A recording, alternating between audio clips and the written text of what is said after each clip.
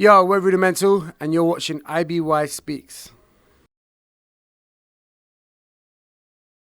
Hi, and on IBY Speaks today, we have Piers and Amir from Rudimental, who've just come off stage at TedXTeen. So how did you find it? I loved it. It was great performing. Everyone was really up for it, and there was dancing. The vibe was great, to be honest. Yeah. And how did you find it? It was beautiful. I mean, these young people, I was about to say kids, they're not really kids, but it's quite inspiring to see what people are achieving out there. You know, there's a lot going on. It's pretty amazing, really. And do either of you have a favourite talk from today? My favourite one, I think, was the flashlight one. Was great. I really enjoyed the concept of getting not spending too much time on your phone, because I do that as well. I'm guilty of that. So that was good. I thought it was a really good message in her one. And I enjoyed the girl before her, the model, who I can't remember her name. Mariah. Yeah, those two were great. Yeah, she was inspiring.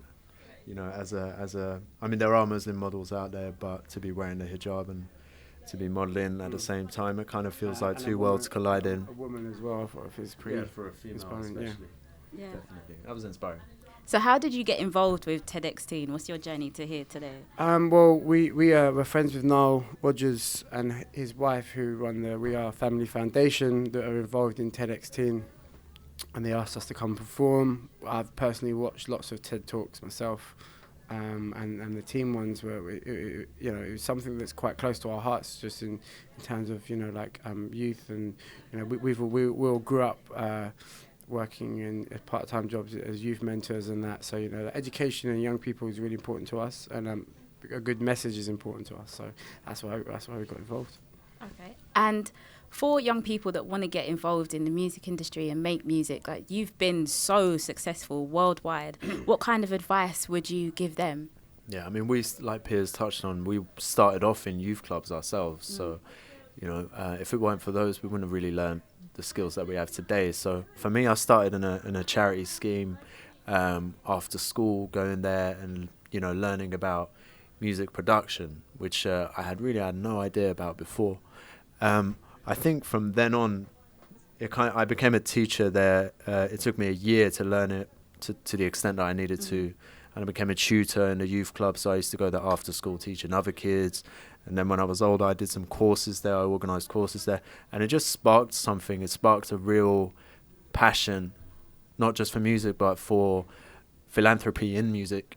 And that's, although Rudimental is our main thing now, our message, we like to think, also brings peace, and it is a message of love, really, and togetherness.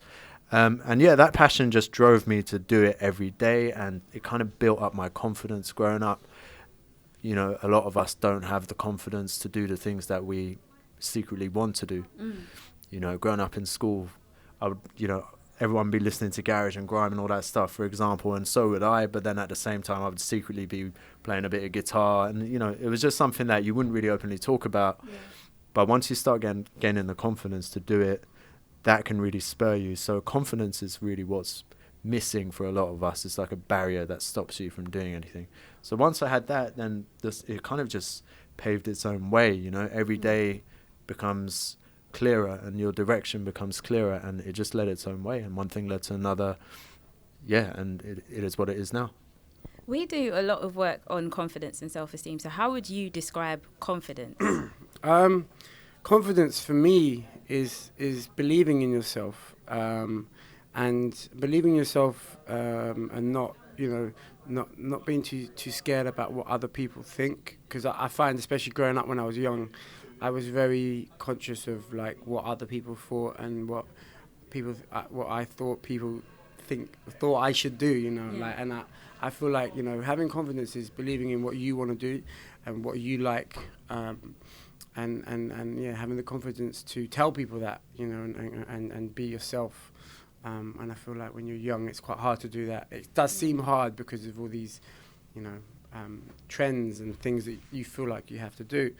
And that's what confidence is to me, I think. Okay. And how would you describe it? Confidence is freedom, really, is freedom. And I don't think confidence it's less to do with, the world around you than it is to do with yourself.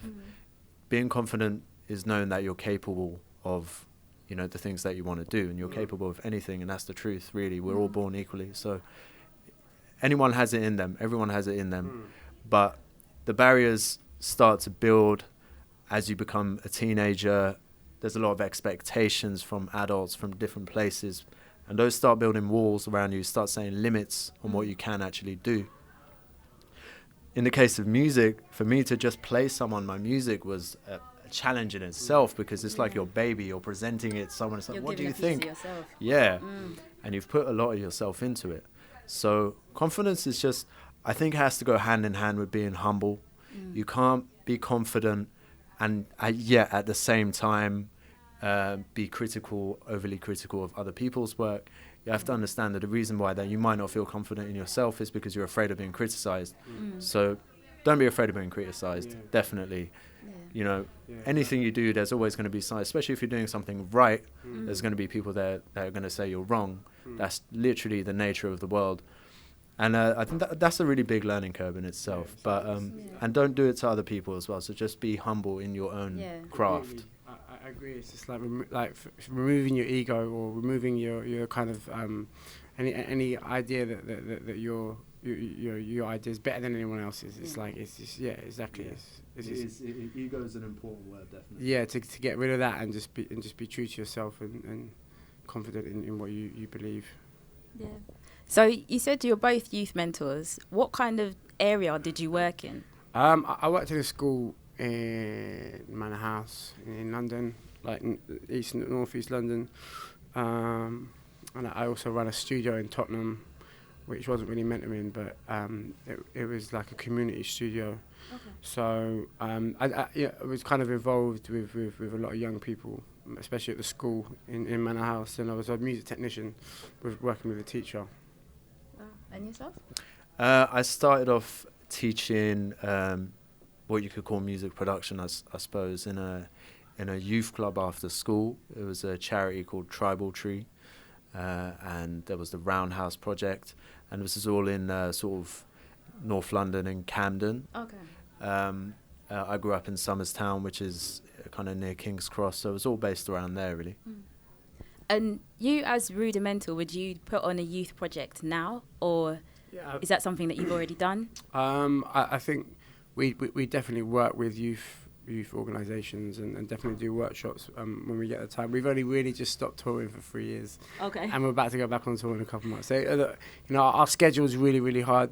I think when our schedule comes down a bit, I think that's something that's in our nature to get involved with organisations and maybe support the ones we really like, or set up our own. I definitely think Jason State has set up a youth music college, music workshop environment, which I really like and respect. So we might get involved with them. So there's lots of opportunities for us to get involved with things like this, and I definitely think we'll do that. Definitely, it's something we want to do. All right. Well, thank you for joining us today. Very nice to speak to you both. Nice one.